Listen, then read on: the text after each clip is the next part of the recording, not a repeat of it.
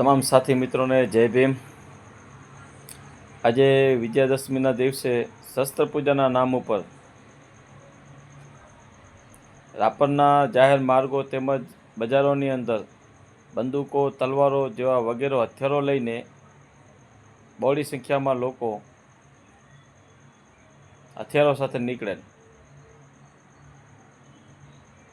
કલેક્ટરનું જાહેરનામું હોવા છતાં, હથિયારબંધીનું જે જાહેરનામું હોય છે, કલેક્ટરનું લાગુ હોવા છતાં પણ આ લોકો હથિયારો લઈને જાહેર માર્ગો અને બજારોની અંદર નીકળે। પણ આને રોકવા માટે રાપર પોલીસ સ્ટેશન દ્વારા કાંઈ પણ કામગીરી ના કરે। પણ જ્યારે કોઈ આંબેડકરવાદી બાબા સાહેબ જેવા મહાપુરુષોની જન્મજયંતિ ઉજવતા હોય છે, ત્યારે આ જ પોલીસ તેમને નિવેદનોના નામ ઉપર ધમકાવવાની કોશિશ કરે છે। કહે છે કે તમે કેટલા લોકો આવશો, તમે કેટલી ગાડીઓ લઈ આવશો, જે ગાડીઓ લઈ આવો એના લાયસન્સ, કાગળિયા, તેમજ તમારી રેલીઓ, સભાની અંદર કોઈ પણ વ્યક્તિ દારૂ પીને ના આવે, જેવા અનેકો વાતો કહીને બીવડાવે છે।